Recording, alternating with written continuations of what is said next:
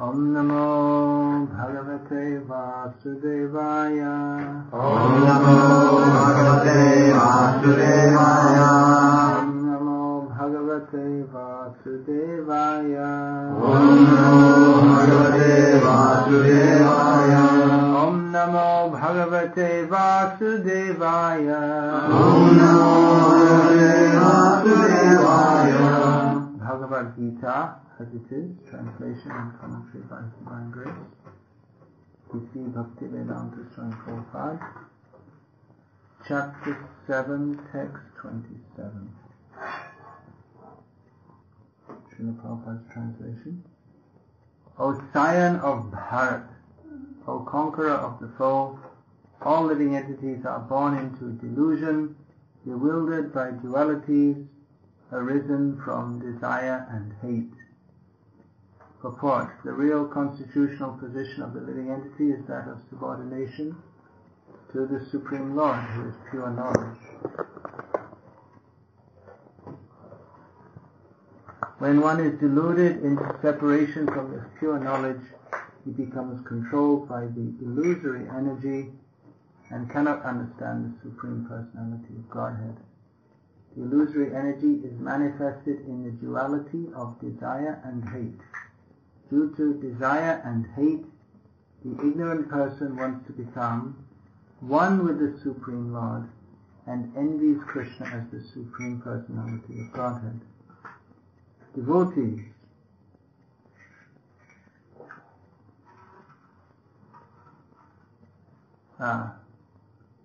pure devotees who are not deluded or contaminated by desire and hate can understand that Lord Krishna appears by his internal potency, but those who are deluded by duality and nescience think that the Supreme Personality of Godhead is created by material energy. This is their misfortune. Such deluded persons symptomatically dwell in dualities of honor and dishonor, misery and happiness, woman and man, good and bad, pleasure and pain, etc., thinking, this is my wife, this is my house, I am the master of this house, I am the husband of this wife. These are the dualities of delusion. Those who are so deluded by dualities are completely foolish and therefore cannot understand the Supreme Personality of Godhead. I'm also going to read an extract based on Srila Vishwanath Chakravarti Thakur's commentary on this verse, which appears in Surrender Unto Me, an Overview of the Bhagavad-gita by Bhurijan Prabhu. Here it is. From the beginning of creation, the conditioned living entities are born into the illusory world of duality, desire and hate. They thus desire ichha, one set of sense objects, and are repulsed, dvesh, by another set. And they are capable of being repulsed by objects to which they were attracted only moments before. At times they are repulsed by thoughts of a Supreme who is beyond themselves. O scion of Bharat, O conqueror of the foe, all living entities are born into delusion, bewildered by dualities arisen from desire and hate.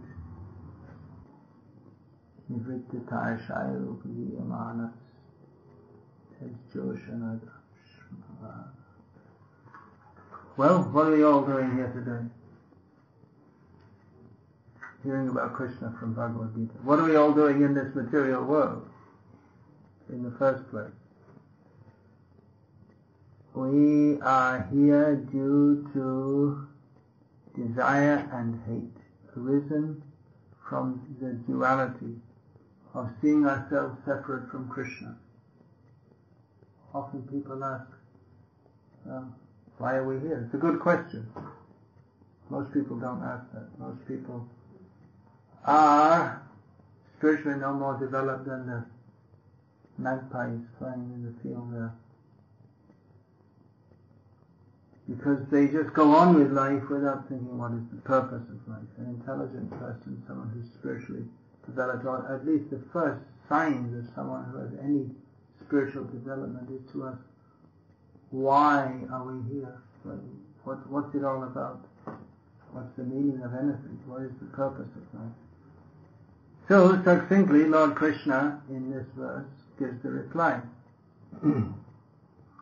That we are here due to Dvandva Moha, the illusion of duality. Of course, this may be interpreted by various scholars in various ways, but Srila Prabhupada has presented Bhagavad-gita as it is, as Arjuna understood it. As Arjuna understood it means he consented to act on the order of Krishna. Arjuna was a devotee of Krishna. Lord Krishna told Arjuna that Bhaktosi me sakhate rahasyam hiyatedutamam. I am presenting this knowledge to you, Arjuna, because you are not just any old friend, but you are my very dear devotee. So, Bhagavad-gita is to be understood as Arjuna understood it. Sarvam etad vitam manye yang mam vadasi Keshava. Arjuna told Krishna, I accept as truth everything that you say. So here, Dvandva Moha, the illusion of duality, is not to be understood as impersonalists understand it, to mean that any kind of two-ness is illusion. Impersonalists, they postulate that everything is all one, which is quite contrary to our experience, or even imagine. It's not even possible to imagine that everything is all one. They say that Jnana, Jnaya and Jnata, knowledge, that which is to be understood, and knowledge, the object of knowledge, and the knower, they all ultimately become one. And so they say that duality means to differentiate between knowledge, the object of knowledge, and the knower. However, it's not possible that these all merge into one, because how can the knowledge and the knower be the same? If there's no one to know what is to be known, then how can anything be known? There has to be some difference. So here, Dvandva doesn't refer to the absolute oneness which is imagined by impersonalists, but it refers to a sense of considering oneself separate from Krishna, which we are in one sense, separate from Krishna. Well, in terms of thinking one's identity has no relationship to Krishna, or that there is no Krishna, as is pointed out in the purport here by Vishwanath Chakravarti Thakur. So, and to think that my self-interest lies in considering myself as an entity wholly separate from Krishna, or not recognizing Krishna at all. And thus we develop desire and hate.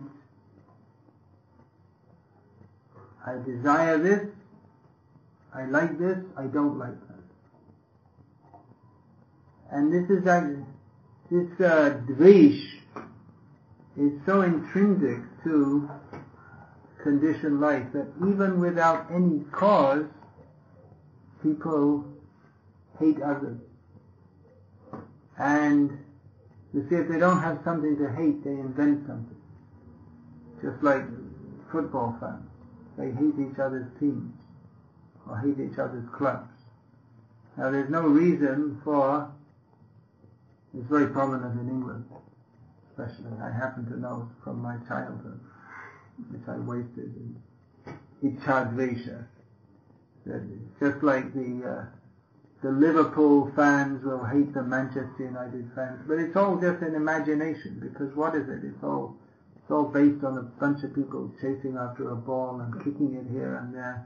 It has no, it really doesn't make any intrinsic difference to anyone whether the ball goes this way or that way. They imagined some rules that if it goes in such a place it's called a goal, and if you get more than others you you win the game, but it's all just in imagination. On the basis of that, they develop love and hate.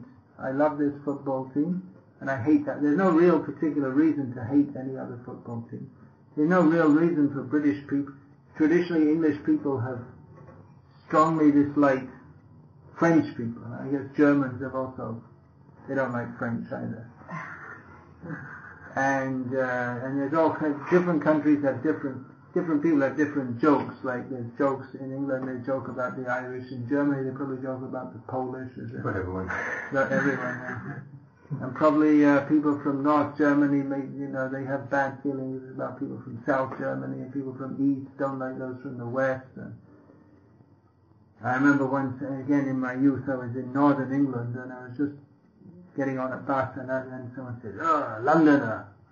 I didn't do it. All I did was ask where the bus was going, and someone said, "Oh, it's a Londoner," and then everyone had this ooh and bad. So what did I do? What did I do wrong to them? But there's a feeling, just this feeling that we're all from one group and you're from another group, and we don't like you just for that reason, and they'll ascribe all fault to others. You say, "Oh, the French, they eat frog legs, and they talk with a funny accent." Although to the French, the English sounds funny also. But one identifies with the place one is born in and considers that is best. My country is the best. Why? Because I was born in it. Must be the best. And that proves, doesn't it? Obviously, it must be the best. So this is called foolishness. Desire and hate. It's a very interesting essay that Srila Prabhupada wrote in the Bhakti Godhead magazine. This is before he came to the Western countries. He was commenting on, during the Second World War, towards the end, when the victory of the Allies, as they were called, the British and the Americans and a few others, against the Axis, which meant Germany. I think Italy had already fallen. At that time it was basically Germany and Japan. It was practically guaranteed, at least against Germany. The writing was on the wall, as they said. So they were already discussing how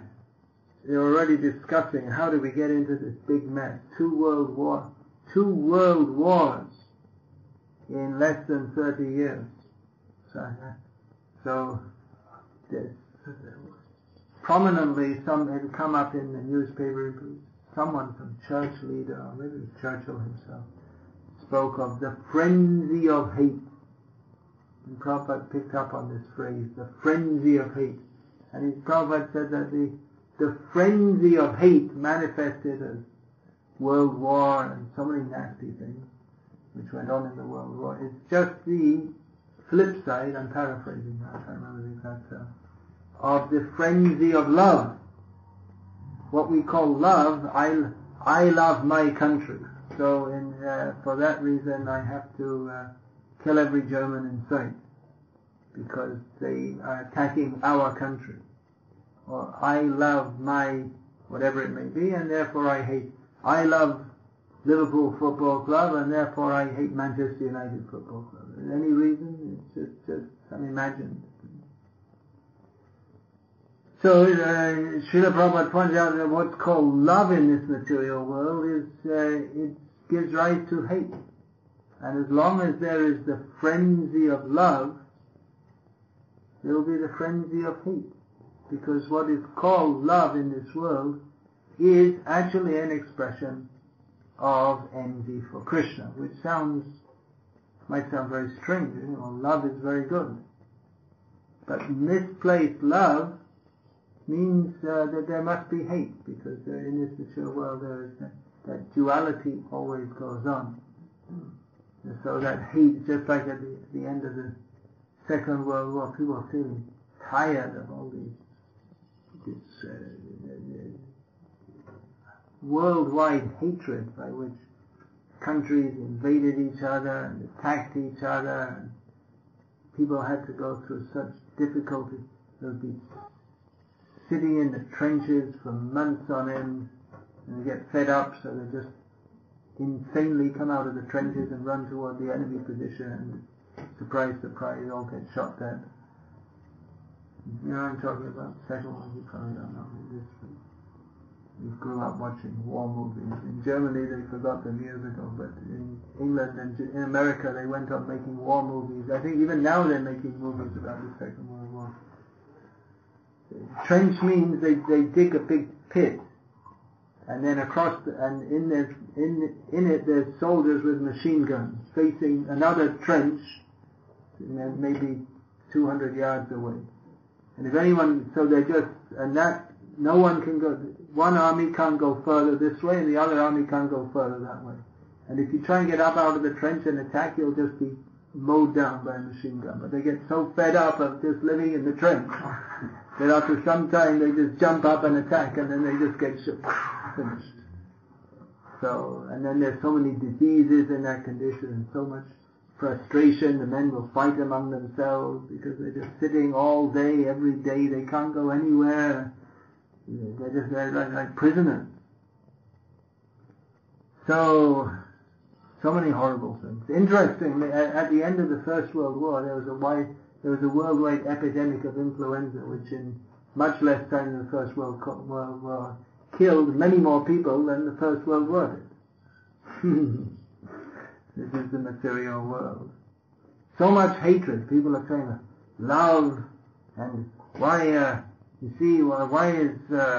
has America gone into Iraq? It's not fair, and people are being killed, and meantime they're talking about terrorism, and in the meantime they're killing millions of animals every day, every single day, and torturing animals. But they think, well, that's all right because they're just animals. That's all. And it says in the Bible that God made the animals so that we can eat them, right? It's in the Bible. God, all-loving God, created them. Well, that's a misinterpretation. Due to hate. We love the humans and we don't give a damn about the animals, and we can do anything we like with them. Because there's a misunderstanding of what love is. There are so many horrible things in the world, but it's all based on a misunderstanding of love. And due to hatred, due to both love and hate, people can completely lose their sense. Just like out of love, so-called love, there are many cases of for instance, a girl from a well-to-do family runs off with some useless young man who has no money, no education, no morals or any such thing, but they fall in love. And then she has to go and live in some hut somewhere which she's not at all accustomed to. And the man, I heard of a case like this where there was a peanut seller outside the school in South India, and he managed to flatter some girl well enough that she wanted to marry him. She came from a very rich family, and so of course her father didn't agree, so they did it anyway, and then she went to live in the hut, and then the family of the peanut seller told her, now go back and get some money from your father. And he wouldn't even look at her, wouldn't let her come anywhere near the house. So they threw her out of the hut. So that's all they wanted, that's why he married her. She fell in love. And then she had nowhere to go. She was completely finished. No one, her father wouldn't take her, and of course you can't imagine that in modern England because it's a whole different society, but she was deluded by the so-called love. She was cheated by so-called love. So out of so-called love, she thought, oh, this boy, he's so nice, he smiles at me so nicely, oh, so wonderful. She was foolish, and she had to suffer, still suffering, and then what happened to her after that. And out of hate, also, people do so many nasty things. So many Croatia, Serbia, we heard so many stories from that short war which they had there, which was created for some people to make some money. So we heard that a Croatian man is married to a Serbian wife, and they're married and they've been married for some time, and she's got one kid and another kid pregnant, and one day he comes home and just kills her and their children because they're all Serbian. He never thought there's anything wrong with it when he married her, but due to propaganda, all of a sudden he hates everything Serbian. And there were many cases like that, where Croatian soldiers would come into a Serbian village and just kill everyone, and vice versa. Why? Because they're Serbians or they're Croatians, and there's no, it's just they've been whipped into some hatred. So these are very powerful forces. Why is that? How can people be so nasty or so foolish or so unreasonable? Well, the reason is that these very strong emotions which cause illusion, of course we're talking about severe illusion where someone acts in a most ghastly manner, but then everything everyone does all the time is based on this. Maybe not in such a high degree of foolishness as killing a whole village. A squad of soldiers go into a village and just kill everyone. Maybe not such overt hatred, but then everything we do is based on the idea of I, me, and mine. That these things are mine, these people are mine, these are my enemies. Everything we do is based on what we consider to be our own self-interest, based on the concept of how I will be happy, how I will be honored, how I will get objects for sense gratification. Or if we extend that, how my football team will win, how my country will win the war. That's Machiavellian politics. That is, give people from different factions, so you should always have a war going on. Or to keep everyone united, you should always have a war or a threat of war. And then everyone becomes united against the enemy. Otherwise they fight amongst themselves, because they have to have an enemy. That's the psychology underlying. You need to have an enemy. We need to have someone or a group of people who we always blame for everything. And this underlying hatred, well, in childish theology, it's conceived that there is a Satan who God is struggling with and is really tough for God and having a real hard time, but eventually we hope God will overcome, although Satan seems to be in charge at the present time. The idea that there is a struggle between good and evil, and there's a personified evil being who is almost as strong as God. As I said, it's a childish idea. The proper understanding is given here in Bhagavad-gita. Why are we suffering in this material world? It's not someone else's fault. We can't blame anyone else. Purusha sukha dukhanam bhukvidve hetu uchyate. We ourselves are the cause of our so-called happiness and definite distress in this material world. We brought it upon ourselves. Because the original emotion, which is free, which is not under the sway of this illusory sense of separation from Krishna, is love of Krishna. And that love of Krishna, that is our pure and original constitutional position. That is pure in the sense that there's no flip side of hatred. Therefore there's no duality there. Love and hate, they are duality. But actually underlying it is all as a sense of hatred or inimical feeling toward Krishna. So that is a perversion of our original love for Krishna. And just as this emotion of hatred or love in this material world is very powerful, a love for Krishna, that is very powerful. It's a very strong emotion, a pure emotion that is described in Srimad Bhagavatam and other devotional works. How devotees, their whole being is absorbed in Krishna, full love for Krishna. So Krishna consciousness means to develop that love for Krishna. Krishna himself relishes or desires to relish love of Krishna, because Krishna is the supreme enjoyer. He enjoys everything. He's not selfish. He's not an exploitive master. But he is constitutionally the object of service, and all others are serving him.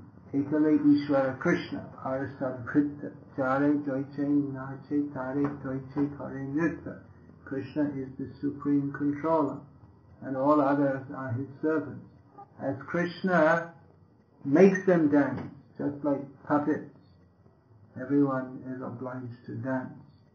So everyone is a servant of Krishna, beginning from Radha, whose very name means she is the topmost worshipper, the topmost servitor of Krishna. So everyone is serving Krishna, and Krishna is served, and that is everyone's proper constitutional position. Krishna loves everyone. Everyone loves Krishna in pure spiritual existence. And everyone is happy in that situation because they're in their correct situation, which is one of love, without any hatred toward anyone, or rather with love toward everyone.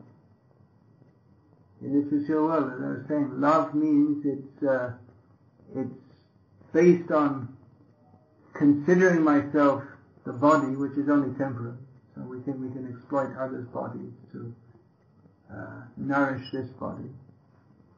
And love in this material world means we always hate someone else. And even the person we love, that can change to hate. Or even the so-called hate can turn to love, and then it can turn back again to hate. It's not fixed, but it's all on the platform, the false platform of forgetting Krishna. So love for Krishna is so powerful that Krishna himself, who is the object of everyone's love, seeing how relishable is that love, Krishna gets pleasure from being served, from being loved by others, and others, they get pleasure from loving Krishna. So Krishna sees that loving me, those who love me, they actually experience the pleasure more than I get by being loved. So he takes the position of his own devotee, specifically with the feelings of Srimati Radharani, the feelings of Radha towards Krishna, and he takes the form of Chaitanya Mahaprabhu to relish that. So just see how powerful is the feeling of pure love when the Supreme Lord himself desires to relish the happiness and experience what is the feeling of bhakti or love toward himself. So it's very powerful. It is this love of Krishna is the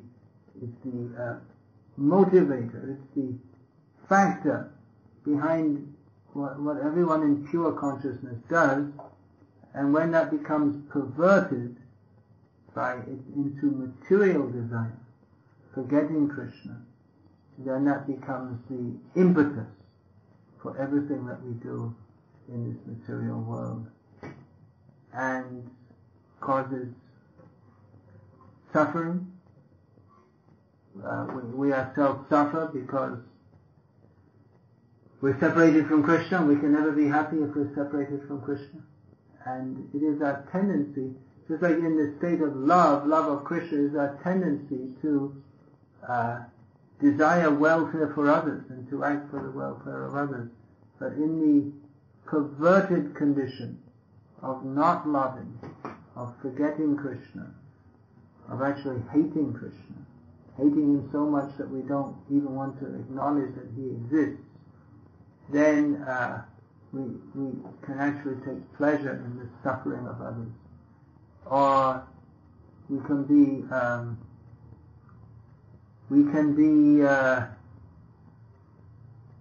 indifferent toward the suffering of others. So when we use words like love and compassion, we should be very careful, because really these terms, they only have true meaning in relation to Krishna and Krishna consciousness. An example that I often like to give is that of Mother Teresa, because in the modern age she's considered a great saint who was full of love. But she was also a meat eater, so her love was, at best we can say it was imperfect, because she didn't consider the suffering that she inflicted on the bodies of living beings, or on living beings whose meat she ate.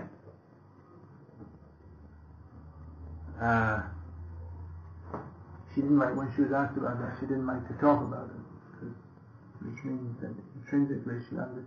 Because in India, where there are so many vegetarians, even in Calcutta there aren't so many. Most people in Calcutta are non-vegetarians, but it's generally understood in Indian culture, at least in Hindu culture, that meat eating or flesh eating is not very good. It's certainly not considered to be a symptom of a saintly person. So, where was her love for all the chickens and sheep or the living beings in those bodies? So her understanding was imperfect. The pleasure of her tongue was more important than the compassion which she could have had on the animals, and the example she could have set being a role model for so many others. So that's just one example of how even persons who are supposed to be greatly loving and compassionate, they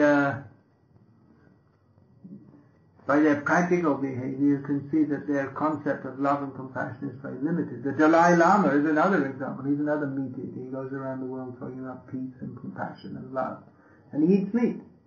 It's hypocrisy. So I'm just pointing this out to show that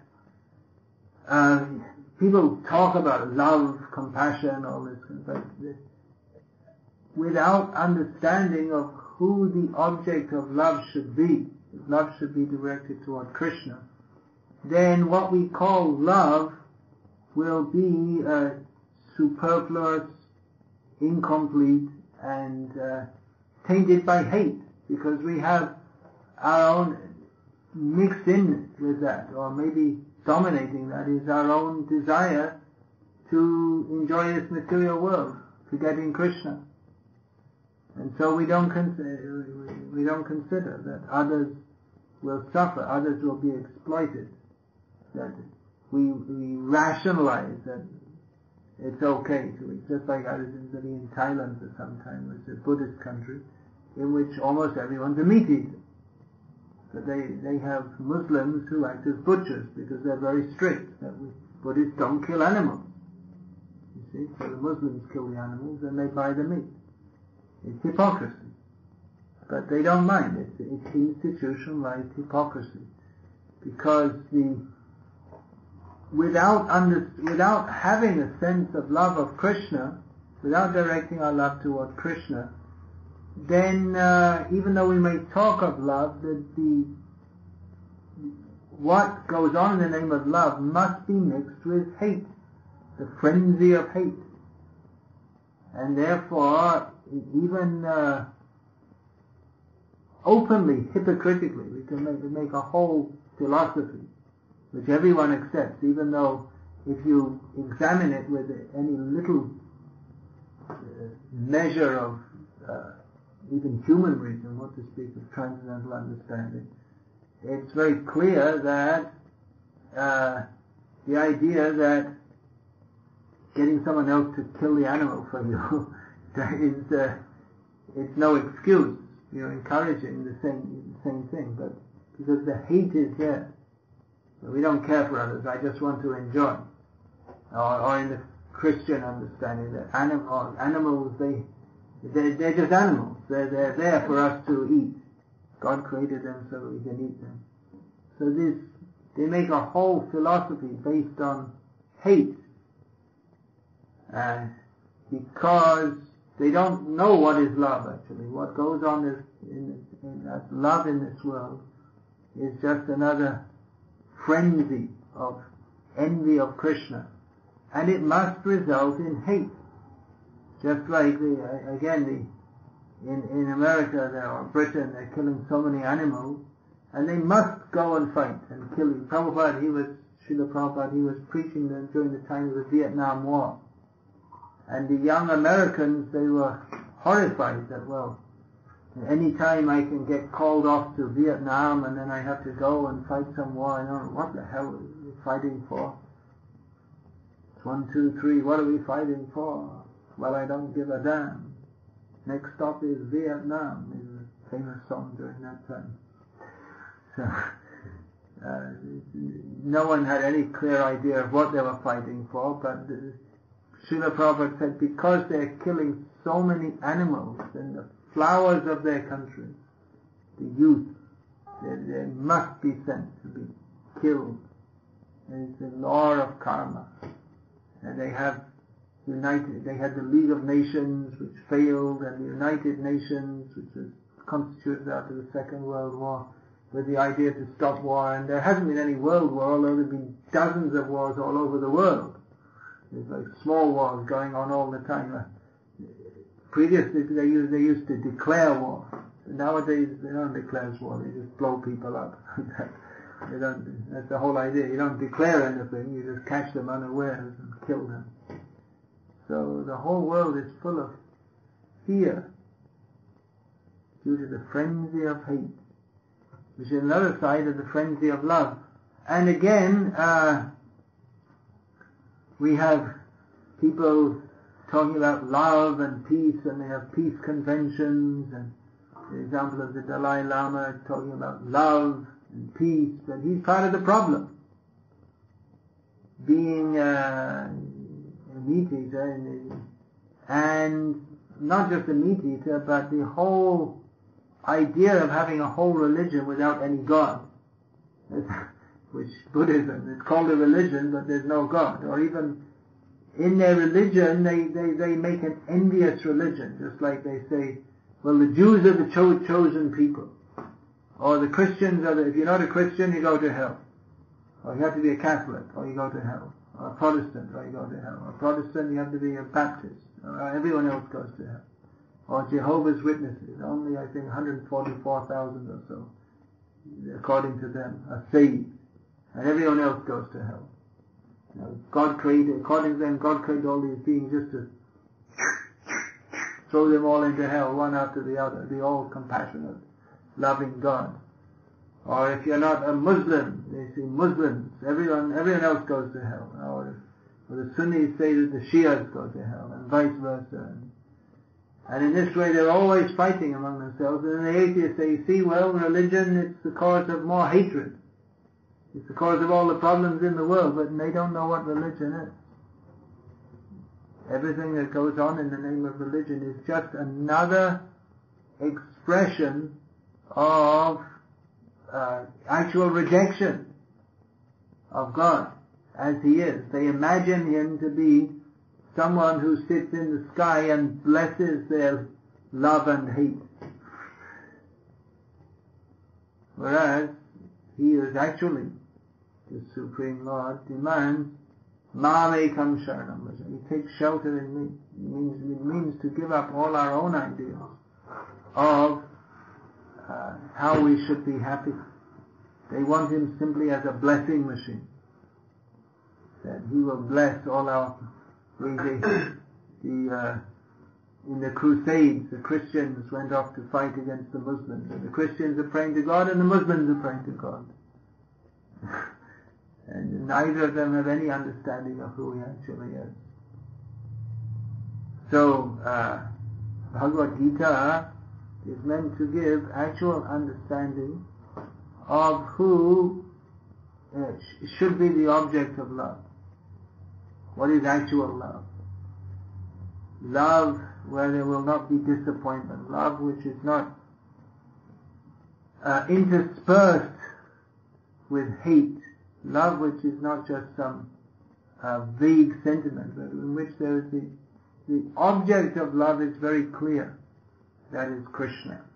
It's not this vague, imaginary, universal love in which you just love everything.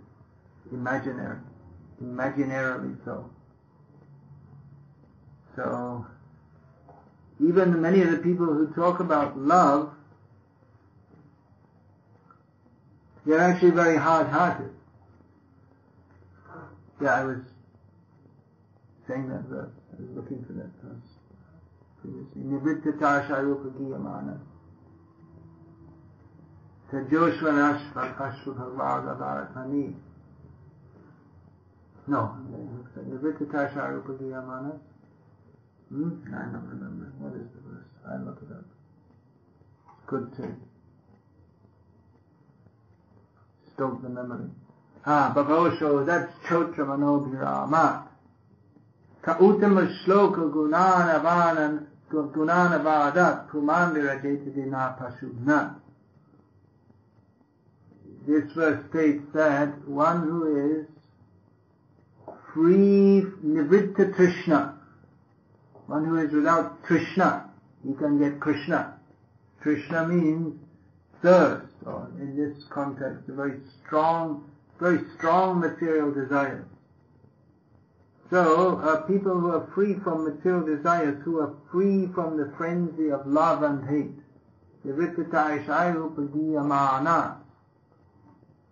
they glorify Krishna. That glorification, Bhavosho, that is the medicine for the frenzy of love and hate. It's glorifying the absolute, the actual object of love. It's the medicine for material life. This frenzy of love and hate. We're born again and again and dying again and again.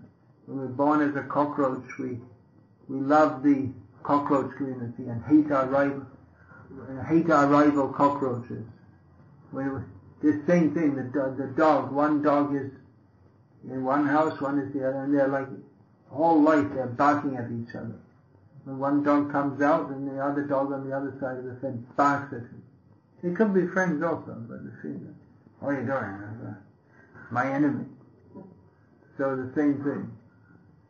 England is next to France, so England doesn't like France. Liverpool is next to Manchester, they don't like each other. They could be friends, but no, our rival, competition.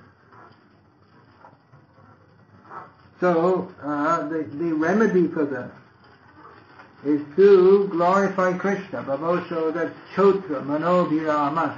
That is very pleasing to the purified mind. Ka Uttama Shloka Gunanavada. Who will not engage in glorification of him who is properly glorified by the best poet, the best glorification. Kumandira Jeta Puma Vina Pasugna. Everyone should glorify Krishna. Who will not? Pasugna means killer of animals. So this means two things. One is a meat eater, and another is the killer of the soul, namely the Mayavadis, or those who say that there is no God, or God is all one, God is everything is Either they say there is no God or everything is God. It comes to the same thing. Because God means the supreme. And if you say everything is God, I mean there's nothing supreme. So they're very hard-hearted. They say God has no form, He has no arms, no legs, no existence. See, if someone says, I believe in God, but He doesn't have any arms or legs or eyes. It's like, you want to chop off His arms and legs and poke out His eyes. You don't recognize His Satchidananda Vigraha, His completely transcendental form. I don't want to recognize that. Or if they say He doesn't exist, just like someone may love someone, and then they don't. Now they fall in love and then they fall out of love, and then they cut that person out. They won't take their phone call. They refuse to meet them. They throw away all their pictures of them.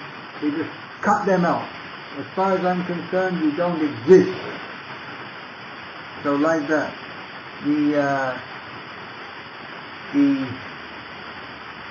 Mayavadis, they say, or the atheists, God doesn't exist, or they negate His existence by, they say, God exists, He's all love. God is all love, but there's no form, there's no person.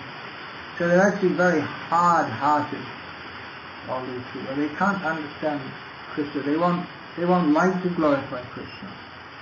Sometimes we glorify Krishna by chanting His name, and the impersonators say, don't give a name, don't give a name, no name. They don't want to recognize it, or they'll chant some name of some mundane person as if that person is the same as Krishna. And thus you get Sai Kirtan, so-called Sai Baba Kirtan. Or they glorify some demigod, they have Kali Kirtan. But Kirtan means Satatam Kirtayanto Mam, Krishna says. Krishna is to be glorified. Glorification of anyone else is simply another symptom of hatred of Krishna. So in Bhagavad-gita,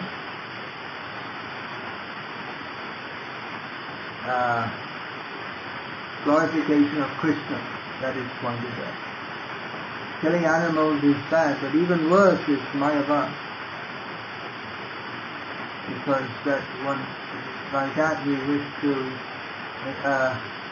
directly negate the personality of Godhead. So all these principles should be understood very clearly.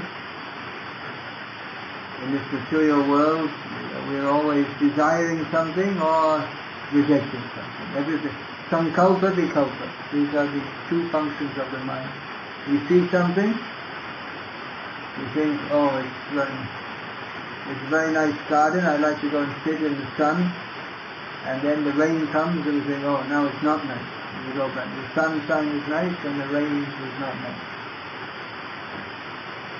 Or we think it's a very nice place to live, and then I'd like to go out in the country and get away from all the people. You out in the country thinking, it's so boring here. I go back in the city. So like that. Always, whatever we see, is it something I can enjoy? No. Then I don't like it. If it's something I can enjoy, I can get a hold of it and enjoy, yes, therefore I like it. Or, so, I like this. I like Liverpool Football Club. I hate Manchester United Football Club. Everything we see. I like it or don't like it. But that is a perversion of the principle of surrender to Krishna. Anukulyasya sankalpa pratikulyasya bhavana. We should accept everything which is favorable for service to Krishna and reject everything which is unfavorable. Krishna should be the center. That is the message of Bhagavad-gita. When we put ourselves in the center, then we forget Krishna. And we develop desire and hate on the mundane platform. So Hare Krishna. Let's not be hard-hearted. Bhakti means to be soft-hearted. Heart should be soft with love of Krishna. On the platform of Vikasa, you become hard-hearted. Mayavadis and Repeaters are very hard-hearted, inflicting pain on others. So Bhakti means to become soft-hearted. That doesn't mean that the Mayavadi's idea of soft-hearted is really just talk of love and peace and compassion. And laugh a little like this. Devotees, their love for Krishna is expressed in the way that Arjuna expressed it, by fighting against the enemies of Krishna, to bring for their benefit, that they may be released from the bondage of duality on which so-called love and hate of this material world are conducted. So is there any question about this, please? Did you hear back there? Oh yes.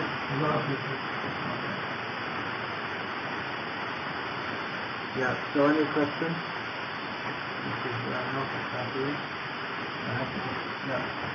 Yeah. Maharaj, so, is it so, because most people in this world, they don't really perceive, or many people, they don't perceive God. But somewhere, is it so that somewhere in their subconsciousness or somewhere, they know it, they know about Krishna, and they have this, because they have this envious, everything they are doing is like enviousness to God. That they are not so conscious of God. They're not conscious of Him, but they're envious of Him. You're asking, how is that possible? If they're not even aware of Him, how can they be envious of Him? Well, neglect of someone is also envious. Just like I was giving that example, you shut someone out of your life. You don't want to hear of them, you don't want to think of them. As far as you're concerned, they don't exist. You may even, someone may become so hateful to someone else, they may say, well, as far as I'm concerned, that person doesn't exist. They may say like that. They act like that. They say it's actually out of hatred. So even though they're not aware of his existence, you may say, well, how can they hate him? Well, that is an expression of their hatred. It's just to not acknowledge that he exists at all.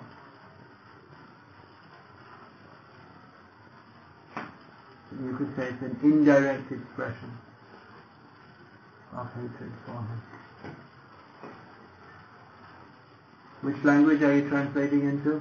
What about Marathi, my local language? Mother tongue.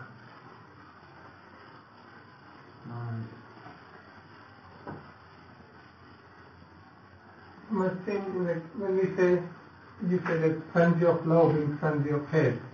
So I said frenzy of love and frenzy of hate, but as you may remember, I was quoting from Srila Prabhupada. Yeah. But I should understand it if I'm going to quote it. So what is your question? The thing is like, we are all in frenzy of love to Krishna. Frenzy of love to Krishna. Well, I guess you could call it that, but frenzy gives the idea of unreason. It's just like mad action. Let's look it up exactly. What does frenzy mean? Let's get the dictionary definition according to Bill Gates' people. A state of violent mental agitation or wild excitement. But isn't it temporary madness or delirium, a mania, a craze. So a violent mental agitation, well, that could be ascribed to love of Krishna also, but yeah.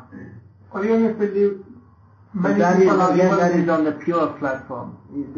Yeah, it's true. Chaitanya Mahaprabhu, he was running toward Krishna when he entered the temple of Jagannath in Puri. then he forgot all decorum, how you should behave in a temple, and he ran toward Krishna. In the description, there's so many descriptions. Hey Radhe Vrajade Viketa Lalite He Nanda Suno Kuta Gushantaviti Sarvato Rajapure Kedar Mahavivalo, greatly bewildered. The 6 Goswamis, like madmen, they were calling out everywhere. In Vrindavan, where are you, Krishna? Gushantaviti Sarvato Rajapure Kedar Maha Shri Govardhana Padapar Kalpatar Tale. Where are you? Are you here? Are you there? Are you? So that was a kind of madness.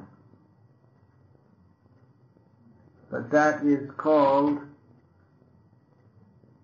that is Prema Vikara, transformation of love. Prema Vivarta. So that is desirable. That is wanted. But the madness by which one forgets Krishna and then therefore performs envious activity toward others, that is not good. That's what my question was. Like, if you even could find the word of God, love for Krishna many times bring envy for others. Like no, love for Krishna can never bring envy for others. Your statement is incorrect. People do that. Like, I believe in Krishna, so only Krishna is right. I believe in Krishna and therefore we should shoot everyone else. No, that's not love for Krishna. Yeah.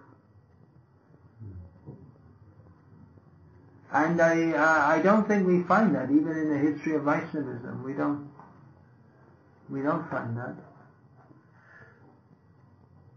We have Arjuna fighting on Krishna's order. That is Krishna's order that vinashayata dushkritam, that the sinful people in a certain circumstance they should be killed, and nimittamatram bhavasavyasacinna. Ambidextrous Arjuna should become the instrument in doing that. So that is that. But then Krishna's killing, that is not out of hatred. That is another symptom of his love for them, which is often very difficult for people to understand. But Krishna himself explains in the beginning of Bhagavad-gita that the body is temporary. So Krishna releases them from that body, bodily, and the psyche which goes with it. And along with killing the body, he removes or purifies the perverted mentality. So that's also an expression of Krishna's love. Actually, everyone is killed by Krishna, directly or indirectly. Krishna Prabhavishnu Cha is described by Krishna in Bhagavad-gita. He Krishna, which means literally means he swallows, and Prabhavishnu brings into being. The bodies, they are destroyed by Krishna, and then again new ones are brought into being by Krishna. So all these things have to be understood very carefully. Yeah.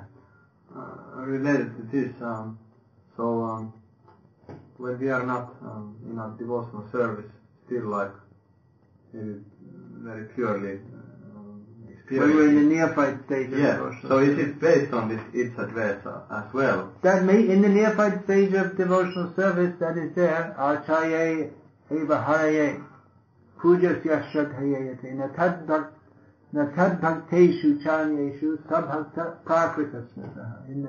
In the neophyte stage, it's described that one thinks me and Krishna, and worships Krishna very faithfully, but he has no understanding of other devotees or other people, and there's no concern for them. So that's considered prakrita bhakti, or bhakti on the material platform. Actually, bhakti is beyond the material platform, but still, in this stage, one is performing bhakti, but it's not really come up to the proper standard of bhakti, which is sarvopadi vinir muktam sat parat vena nirmalam rishikena rishikesha sevanam bhakti ruchate. Real bhakti means when one is free from mundane designations. One stops seeing oneself as a... Srila Prabhupada points out in this purport some of the dualities. One stops thinking in terms of dishonor and honor, misery and happiness, woman and man, good and bad, pleasure and pain, etc. Thinking, this is my wife, this is my house, I am the master of this house, I am the husband of this wife. These are the dualities of delusion. So if one is still thinking like that, then he's on the mundane platform and not really in bhakti, but just beginning to approach it. Sarvopad hivinir muktam. Bhakti is free from such designations and the dualities that goes with it. And tat parat vena nirmalam. One is on the purified transcendental platform in which one serves Krishna. That's the thing that we are serving Krishna out of envy for him. Are we serving Krishna out of envy for him? Because if they are very, well, it is possible to serve Krishna with an attitude of envy also. Putana did that. She made a show of bhakti.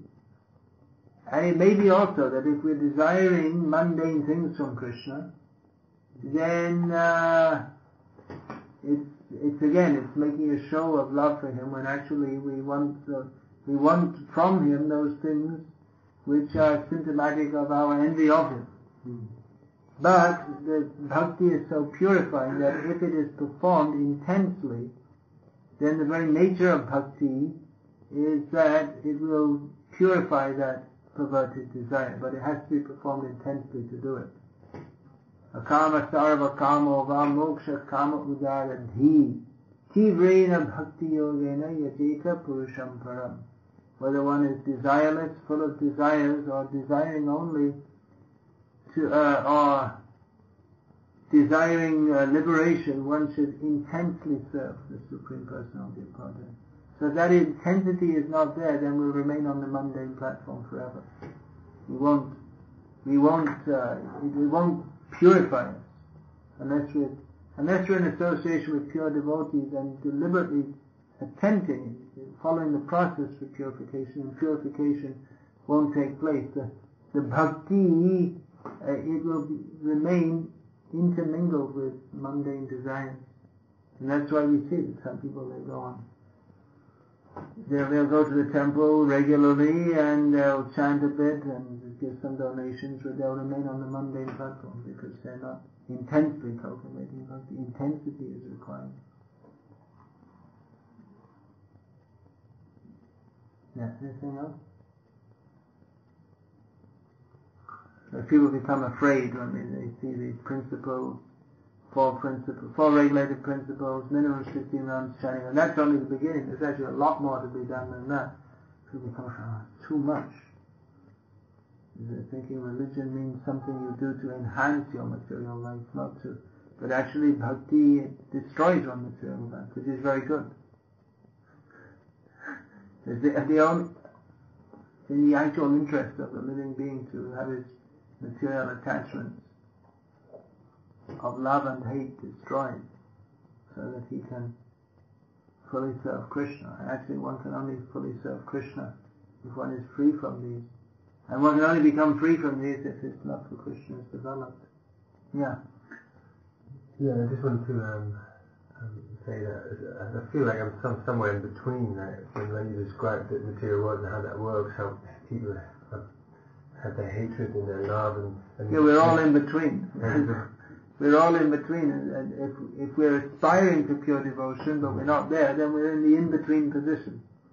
That's true.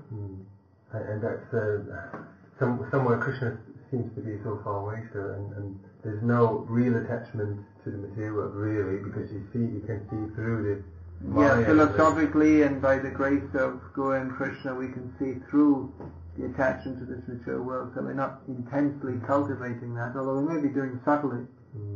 But at the same time we're not very strongly attached to Krishna.